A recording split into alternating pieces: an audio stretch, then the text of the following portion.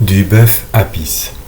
Tous les historiens qui parlent de l'Égypte font mention du bœuf sacré. Nous ajouterons à ce que nous avons rapporté du culte rendu aux animaux, les attentions et le soin que les Égyptiens ont pour le taureau sacré, qu'ils appellent Apis. Lorsque ce bœuf est mort et qu'il a été magnifiquement inhumé, des prêtres commis pour cela en cherchent un semblable, et le deuil du peuple cesse lorsque ce taureau est trouvé. Les prêtres à qui l'on confie ce soin conduisent le jeune animal à la ville du Nil, où ils le nourrissent pendant 40 jours. Ils l'introduisent ensuite dans un vaisseau couvert, dans lequel on lui a préparé un logement d'or. Et l'ayant conduit à Memphis avec tous les honneurs dus à un dieu, il le loge dans le temple de Vulcain.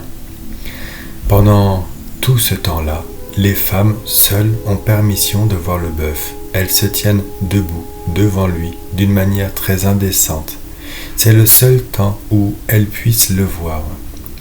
Strabon dit que ce bœuf doit être noir, avec une seule marque blanche formée en croissant de lune au front ou sur l'un des côtés. Pline est du même sentiment.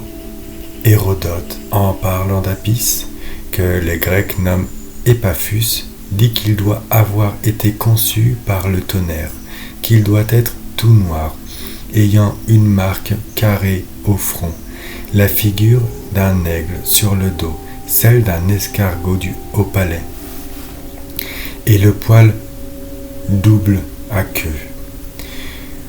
Pomponius Mélan est d'accord avec Hérodote quant à la conception d'Apis, de même qu'Élien. Les Grecs, dit ce dernier, le nomment Epaphus et prétendent qu'il tire son origine d'Io-Argienne, fille d'Inac. Mais les Égyptiens le nient et en prouvent le faux en assurant que l'Epaphus des Grecs est venu bien des siècles après Apis. Les Égyptiens le regardent comme un grand dieu, conçu d'une vache par l'impression de la foudre. On nourrissait ce taureau pendant 4 ans, au bout desquels on le conduisait en grande solennité à la fontaine des prêtres, dans laquelle on le faisait noyer, pour l'enterrer ensuite dans un magnifique tombeau. Plusieurs auteurs font mention des palais superbes et des appartements magnifiques que les Égyptiens baptisaient à Memphis pour loger le taureau sacré. On sait le soin que les prêtres se donnaient pour son entretien et la vénération que le peuple avait pour lui. Diodore nous apprend que, de son temps, le culte de ce bœuf était encore en vigueur et ajoute qu'il était fort ancien. Nous en avons une preuve dans le veau d'or que les Israélites fabriquent dans le désert. Ce peuple sortait de l'Égypte et avait emporté avec lui son penchant pour l'idolâtrie égyptienne. Il s'était écoulé bien des siècles depuis Moïse jusqu'à Diodore, qui vivait, suivant son propre témoignage, du temps de Jules César, et fut en Égypte sous le règne de Ptolémée, Aulète, environ 55 ans avant la naissance de Jésus-Christ. Les Égyptiens, du temps du voyage de cet auteur, ignoraient probablement la véritable origine du culte qu'ils rendaient à Apis, puisque leur sentiment véritable sur cet article, les uns, dit-il, pensent qu'ils adorent ce bœuf parce que l'âme d'Osiris après sa mort passa dans le corps de cet animal et de celui-ci dans ses successeurs. D'autres racontent qu'un certain Apis ramassa les membres épars d'Osiris tués par Typhon, les mit dans un bœuf de bois, couvert de la peau blanche d'un bœuf, et que pour cette raison on donne à la ville le nom de Busirie. Cet historien rapporte les sentiments du peuple, mais il avoue lui-même que les prêtres avaient une autre tradition secrète, conservée même par écrit. Les raisons que Diodore déduit, d'après les Égyptiens, du culte qu'il rendait aux animaux, lui ont paru fabuleuses à lui-même, et sont en effet si peu vraisemblables que j'ai cru devoir les passer sous silence. Il n'est pas surprenant que le peuple et Diodore n'en ait pas su le vrai, puisque les prêtres, obligés à un secret inviolable sur cet article, s'étaient bien donné de garde de leur déclarer. Ce sont ces mauvaises raisons qui ont jeté un si grand ridicule sur le culte que les Égyptiens rendaient aux animaux. Regardez dans tous les temps comme les plus sages, les plus avisés, les plus industrieux des hommes, la source même où les Grecs et les autres nations puisèrent toute leur philosophie et leur sagesse, comment les Égyptiens auraient-ils donné dans de si grandes absurdités? Pythagore, Démocrite, Platon, Socrate et autres savaient bien, sans doute, qu'elle renfermait quelques mystères que le peuple ignorait, mais dont les prêtres étaient parfaitement instruits. Ce culte était par lui-même si puéril qu'il ne pouvait être tombé dans l'esprit d'un aussi grand homme que l'école Hermès Trismégiste, son inventeur. S'il n'avait eu de vue ultérieure, qu'il ne jugeât pas à propos de manifester à d'autres qu'aux prêtres, pensant que les instructions qu'on donnait d'ailleurs au peuple pour lui faire connaître le vrai Dieu et en conserver le culte suffiraient pour l'empêcher de tomber dans l'idolâtrie. Et malgré les instructions journalières que l'on donne à la vraie religion et du culte religieux qui doit l'accompagner, combien les peuples n'y introduisent-ils pas de superstition? Je ne crois pas, dit M. l'abbé Bagné, qu'il y eut des religions dans le monde qui fût exempte de ce reproche. Si l'on avait égard qu'aux pratiques populaires qui ne sont souvent qu'une superstition peu éclairée, le secret confié aux prêtres d'Égypte n'avait donc pas pour objet le culte du vrai Dieu, et le culte des animaux était relatif à ce secret. Intimidés par la peine de mort et connaissant d'ailleurs les conséquences funestes de la divulgation de ce secret, ils le gardaient inviolablement. Le peuple, ignorant les vraies causes de ces prétendus cultes des animaux, ne pouvait en donner que des raisons frivoles, conjecturales et fabuleuses. Il eût fallu les apprendre de ceux qui avaient été initiés, et ils ne les disaient pas. Les historiens qui n'étaient pas dans ce nombre se sont trouvés dans les mêmes cas que Diodore. L'on entrevoit seulement à travers les nuages de cette tradition fabuleuse quelques rayons de lumière que les prêtres et les philosophes avaient laissé échapper. Horus Apollo n'a suivi lui-même que les idées populaires dans l'interprétation qu'il a donnée à des hiéroglyphes égyptiens. Ce n'est donc pas aux explications qu'en donnent ces auteurs qu'il faut s'en tenir, puisqu'on sait très bien qu'ils n'étaient pas du nombre des initiés et que les prêtres ne leur avaient pas dévoilé leurs secrets. Il faut examiner seulement le principe, le simple récit qu'ils font des choses, et voir s'il y a moyen de trouver une base sur laquelle tout cela puisse rouler. Un objet auquel les animaux pris en eux-mêmes et les cérémonies de leur culte prétendu puissent tendre et se rapporter en tout, au moins dans leurs institutions primitives. Tous ceux qui, comme M. P. Kircher, ont voulu donner dans leurs propres idées, ont fondé leur interprétation sur celle des historiens qui n'étaient pas au fait. Ont prouvé clairement par leurs explications forcées qu'il ne faut pas s'en reporter à eux. La base dont j'ai parlé est la philosophie hermétique, et l'objet de ce culte n'est autre que la matière requise de l'art sacerdotal et les couleurs qui lui surviennent pendant les opérations, lesquelles, pour la plupart, sont indiquées par la nature des animaux et par les cérémonies qu'on observait dans leur culte. Afin d'en convaincre ceux qui voudraient encore en douter, examinons chaque chose en particulier. Il fallait un taureau noir ayant une marque blanche au front, et à l'un des côtés du corps, cette marque devait avoir la forme d'un croissant. Selon quelques auteurs, ce taureau devait même avoir été conçu par les impressions de la foudre. On ne pouvait mieux désigner la matière de l'art hermétique que par tous ses caractères.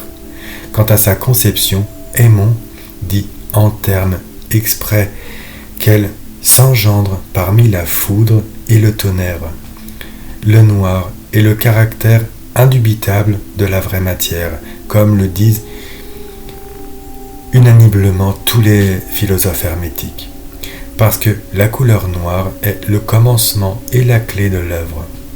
La marque blanche en forme de croissant était le hiéroglyphe de la couleur blanche qui succède à la noire, et que les philosophes ont nommé lune. Le taureau, par ces deux couleurs, avait un rapport avec le soleil et la lune qu'Hermès dit être le père et la mère de la matière. Porphyre confirme cette idée en disant que les Égyptiens avaient consacré le taureau Apis au soleil et à la lune, parce qu'il en portait les caractères dans ses couleurs noires et blanches.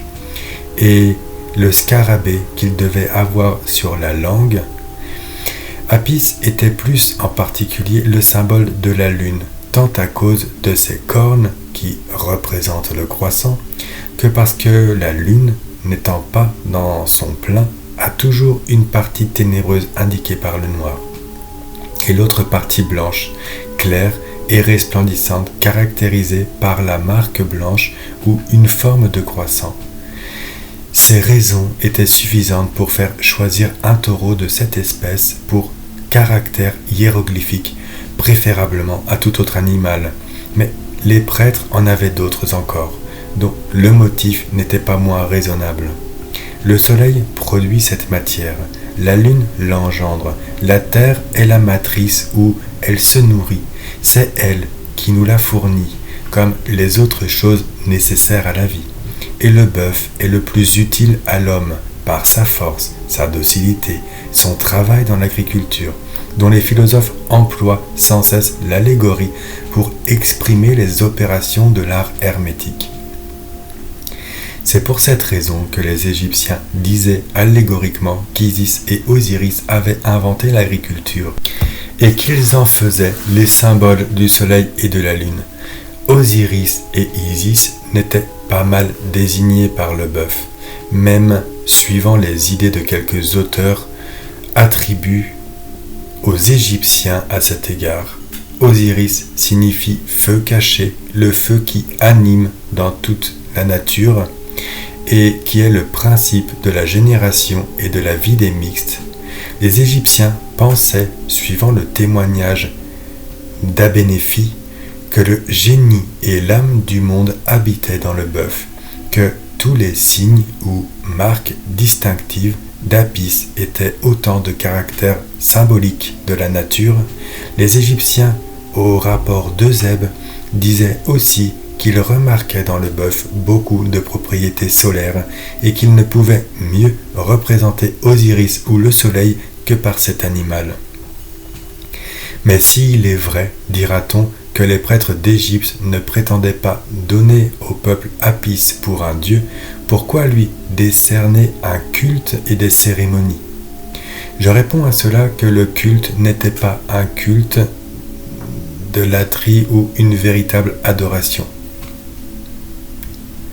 mais seulement relatif, et des cérémonies telles que celles qui sont en usage dans les fêtes publiques, ou à peu près comme l'on donne de l'encens aux personnes vivantes ou aux figures qui sont représentées sur leur tombeau. C'est une pure marque de vénération pour leur rang ou pour leur mémoire, où l'on ne prétend pas leur rendre le même honneur qu'à la divinité. Les prêtres avaient d'ailleurs deux raisons plausibles d'en agir ainsi. Pénétrés de reconnaissance envers le Créateur pour une grâce si spéciale que celle de la connaissance de l'art sacerdotal. Il voulait non seulement lui en rendre des actions de grâce en particulier, mais il voulait aussi engager le peuple à y voir les siennes, puisqu'il profitait de cette grâce, quoique sans le savoir, par des avantages qu'il retirait des productions de l'art hermétique.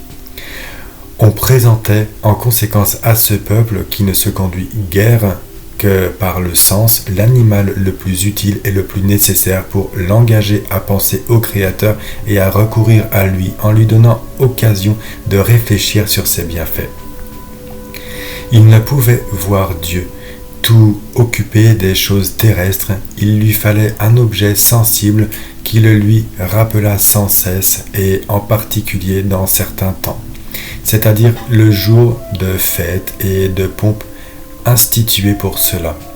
C'était l'idée que l'on doit avoir des prêtres d'Égypte à cet égard, et je crois que l'on doit penser avec monsieur le P. Kircher et bien d'autres savants que ces prêtres qui furent les maîtres de ces philosophes à qui la postérité a consacré le nom de sages par excellence étaient trop sensés pour croire à la lettre les fables d'Osiris, Isis, Horus, Typhon et autres, et pour rendre un culte aussi extravagant à des animaux ou autres symboles de la divinité. Les témoignages d'Hermès Trismégiste même, de Jamblique sur les mystères des Égyptiens, ce que disent Plotinius dans son 3e livre des Hypostastes, Hérodote, Diodore de Sicile, Plutarque et autres sont plus que suffisants pour fixer ce que nous devons en penser. Défions-nous des auteurs grecs et latins qui n'étaient pas toujours assez bien instruits des mystères des Égyptiens, que les prêtres leur cachaient comme à des profanes. La seconde raison est que le secret de l'art sacerdotal étant d'une nature à ne pas être communiqué sans avoir éprouvé la discrétion et la prudence de ceux que l'on se proposait d'initier, les jeunes prêtres que l'on y disposait par des instructions ayant toujours ces hiéroglyphes devant les yeux, sentaient réveiller leur curiosité et se trouvaient animés par leur présence à la recherche de ce qu'ils pouvaient signifier. Ils passaient leur noviciat de 7 ans à recevoir ces instructions et à s'exercer sur ce que ces animaux représentaient, afin de savoir parfaitement la théorie avant que de s'adonner à la pratique. Il fallait aussi avoir égard au peuple, qu'on ne voulait pas instruire du fond du mystère, et employer des explications feintes, mais avec un air de vraisemblance, qui peut du moins l'empêcher de soupçonner le vrai fond de la chose. Sans cette adresse, les prêtres n'auraient pu garder tranquillement un secret dont le peuple aurait senti tout l'avantage.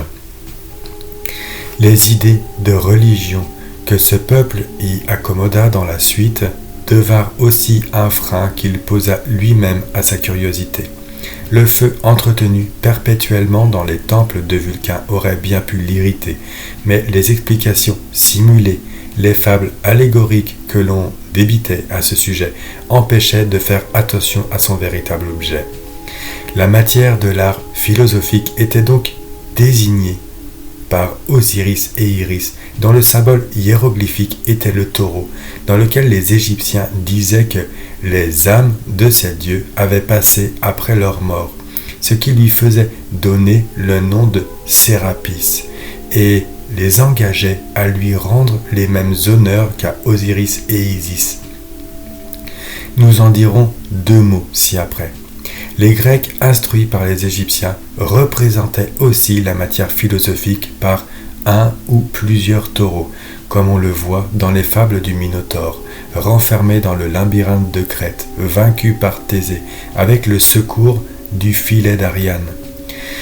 Par les bœufs qu'Hercule enleva à Gérion, ceux d'Augias par les bœufs du soleil, qui passaient par Trinacrie, ce que Mercure vola par les taureaux que Jason fut obligé de mettre sous le joug pour parvenir à enlever la toison d'or, et bien d'autres qu'on peut voir dans des fables.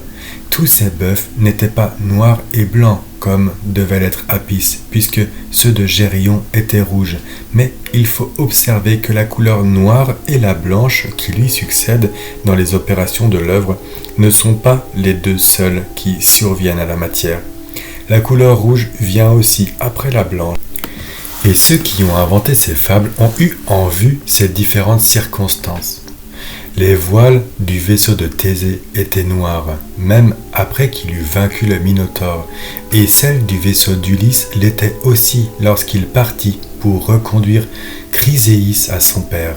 Mais il en prit de blanches pour son retour, parce que les deux circonstances étaient bien différentes, comme nous le verrons dans leurs histoires. Apis devait être un taureau jeune, sain, hardi. C'est pourquoi les philosophes disaient qu'il faut choisir la matière fraîche, nouvelle et dans toute sa vigueur. Ne la prenez point si elle n'est pas fraîche et crue, dit Aémon. On n'entretenait Apis que pendant un certain temps. Et après ce temps-là, on le faisait noyer dans la fontaine des prêtres et l'on en cherchait un nouveau, tout semblable pour lui succéder. C'est que la première œuvre étant finie dans le fourneau philosophique, il faut commencer la seconde semblable à la première, suivant le témoignage de Morien. Le fourneau secret des philosophes est le temple de Vulcain, où l'on entretenait un feu perpétuel pour indiquer que le feu philosophique doit être aussi conservé sans interruption. C'est pourquoi ils ont donné à leur fourneau secret le nom d'Athanor. On sait que Vulcain ne signifie que le feu. Si ce feu s'éteignait un instant et que la matière sentit le moindre froid, Philalèthe, Raymond Lull, Arnaud de Villeneuve et tous les philosophes assurent que l'œuvre serait perdue. Ils apportent à ce sujet l'exemple de la poule qui couve. Si les œufs se refroidissent un instant seulement, le poussin périra. Les 4 saisons des philosophes et les 4 couleurs principales qui doivent paraître dans chaque œuvre sont indiquées par les 4 années d'entretien d'Apis. Ces 40 ans, pris même dans le sens naturel, signifiaient aussi quelque chose. Mais lorsque les philosophes parlent du temps que dure chaque disposition, pour me servir du terme de Morien, ils en parlent aussi mystérieusement que du reste. Ils ne veulent pas déclarer pourquoi on noie le taureau dans la 5e année. Nous donnerons quelques éclaircissements là-dessus lorsque nous traiterons des fêtes et des jeux des anciens. Dans le 4e livre de cet ouvrage. De même que le taureau était le symbole du chaos philosophique, de même aussi les autres animaux signifiaient ou les différentes qualités de la matière comme sa fixité, sa volatilité, sa ponticité, sa vertu résolutive, dévorante, ses couleurs variées, suivant les différents progrès de l'œuvre, ses propriétés relatives aux éléments et à la nature de ces animaux. Le peuple, les ayant vus sculptés ou peints auprès d'Osiris, d'Apis, d'Isis, de Typhon, d'Horus et autres, commencèrent d'abord à n'avoir qu'un certain respect pour eux, relatif aux prétendus dieux auprès desquels ils les voyaient. Ce respect se fortifia peu à peu. La superstition se mit de la partie, et l'on crut qu'ils méritaient un culte particulier comme Apis avait le sien. On ne vit pas plus de difficultés, et l'on ne trouva pas plus d'extravagance à adorer un bélier qu'à rendre un culte à un bœuf. Le lion valait bien le bélier, on lui décerna le sien, et ainsi des autres, selon que le peuple était affecté. Les superstitions se couvent à la sourdine, elles s'enracinent au point qu'il n'est presque pas possible de les détruire. Les prêtres n'en sont souvent instruits que lorsque le remède deviendrait incapable d'agir. Le progrès va toujours son train, il se fortifie de plus en plus. Les successeurs d'Hermès pouvaient bien désabuser le peuple d'Égypte de ses erreurs. Ils le faisaient sans doute, nous en avons une preuve dans la réponse que le prêtre fit à Alexandre, dans les instructions qu'ils donnèrent aux Grecs et aux autres nations, qui furent prendre des leçons en Égypte. Mais il fallait à ces prêtres de la circonspection et de la prudence. En détrompant le peuple, ils couraient risque de dévoiler leurs secrets.